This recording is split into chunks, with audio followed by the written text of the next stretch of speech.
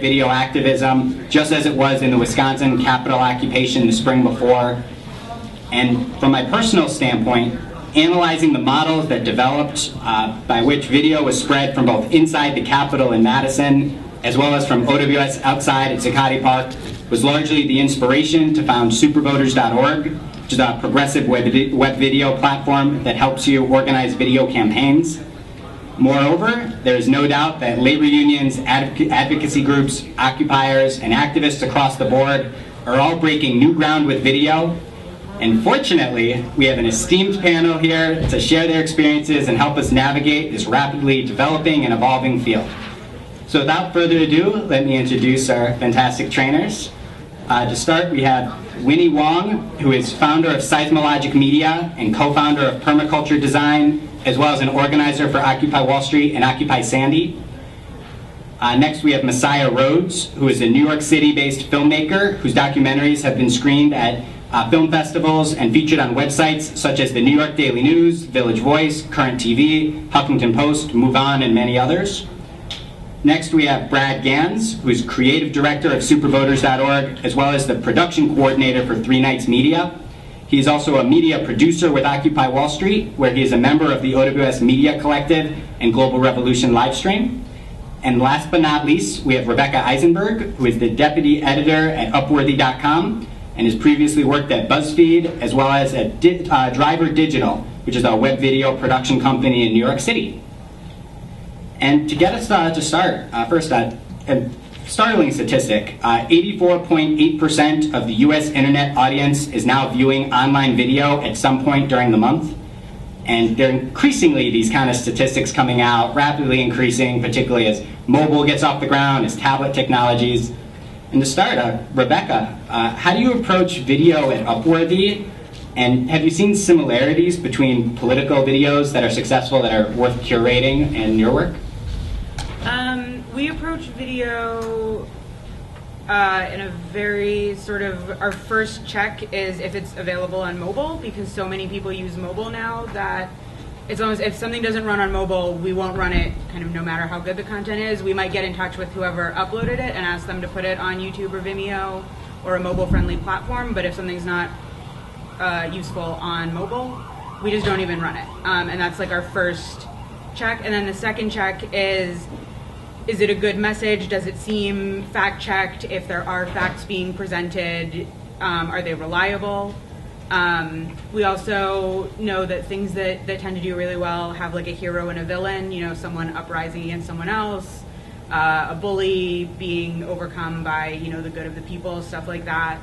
And there are political videos that do well, but you kind of have to frame them in a very not political way. Like it helps, you know, if it's something political, if you still frame it in that like bully sort of hero victim, you know, scenario, it tends to share better than if you just say like representative goes after so-and-so. If you share it in like a, you know, feminist senator takes on this, you get more of this back and forth that people can relate to without feeling like your message is being politicized, because they get so much of that already.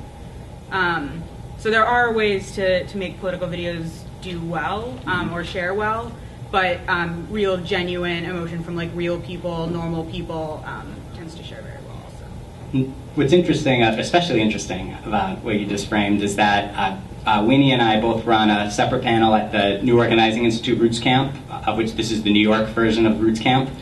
And we were on a panel with Adam Green from the PCCC, and he chastised how Occupy Wall Street had failed at online organizing, to which Winnie responded, but we've impacted the culture. We've had these big projects, these videos, these pictures, all these things that have really driven what's happened in culture, and they've spread in a way in social media that just doesn't happen with typical political videos and actions. Now, Winnie, if you could expand on how videos in particular have been spreading through the social media properties that you have access to. Well, I mean, I agree with Rebecca. I think that it's all about framing and it's all about the story. You know, I actually helped to launch a political video website last summer, which was a short-term project to influence the elections. It was called The Message, and we produced a number of videos that were sort of satire-based, and they did really well. They did, better than, they didn't go like mega viral, but they were, picked up by a lot of blogs and sites, and, Rebecca shared a couple of them, and, so they did really well because they were largely satirical, but also really pretty clever and well-produced. So it just made it more palatable for people to watch. They're short. They're typically not like, they need to be like under 3 minutes. Really, they really need to be like between 2 and like 3 minutes long, and it needs to sort of move at like a pace that will hold people's attention spans. And if you make it funny, or if there is a good story, then people will definitely respond. There is a challenge ahead of us. We haven't really been able to figure out how to make a political video viral. That hasn't really happened, apart from Mitt Romney's 47% undercover video. That went mega viral, but that wasn't a produced video. But still, the distribution on that was phenomenal, and it just made a comeback again in the news last week. And I would add, though, even aside from the total number of views, the impact that videos can have based on who has seen it can really be important. In particular, Winnie also manages the Occupy Sandy Relief Facebook page, which distributed various videos of Occupy Sandy activists giving trainings to the National Guard, to FEMA, to Red Cross, all these different groups who didn't know what to do on the ground. And just seeing those videos in particular, and seeing them having chains where they're giving packages to the National Guardsmen, really made people realize that this was something different. And similarly, in terms of the attitude of having these powerful moments on the ground, Brad and I were talking the other day about when we first met Messiah at Bloombergville, which is a precursor occupation to Occupy Wall Street. It was I think that June, opposing the caustic New York City budget cuts that were coming through. It basically was a test run for how to really do an occupation right. We slept out on sidewalk for a period of weeks. And Messiah, just then, it was interesting the way Brad described it. He said that your skills as a filmmaker have been increasing just rapidly since this period. And it was the first time really seeing you plug in.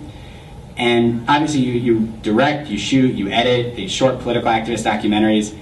What lessons have you learned from really taking your filmmaking to the next level through these activist movements? We on the ground just have to be worried about. I broke a sound recorder. A cop broke a sound recorder, had a camera broken. So that was middle of Occupy Wall Street. But I guess what I learned is just it's the rapid response. And when it comes to actions, something has to be out by that nightfall almost, So I also really tune my editing skills to really work fast, really be inclusive, because even edit by yourself, it's gonna be sloppy. So it's just moving fast. And I remember in Bloombergville, I helped build the little blog that we had, and we made a little music video that got picked up by MoveOn.org. So it's so I just saw the power of video, and the video that we shot wasn't just people protesting. It had a context of normal people, speaking out. It had no narration. That's the first rule I really felt was important. Even though narrations is important when it comes to more the scientific kind of study of we see the narratives, documentaries, but just having the raw, people's voices, speaking out. That's what really makes people feel like they're part of something when they watch it, And also I learned not to get as hung up on viewer counts, because I had one video for a MoMA Sotheby's lockout. It was only a minute and 10 seconds, and it got all over the place, and they're getting picked up for DVD distribution, and the labor was one, so that's impact right there. And also we had the mode stuff that's going on, helping that campaign. Yeah, so that's good stuff is happening with that. So even though I go on YouTube and it's only 5,000 views, it's a matter of who's watching that content is really important when it comes to this stuff. Whether stuff gets viral or not, that's a bigger discussion. So It's amazing the degree of amazing content there is that just kind of get lost in the depths of YouTube.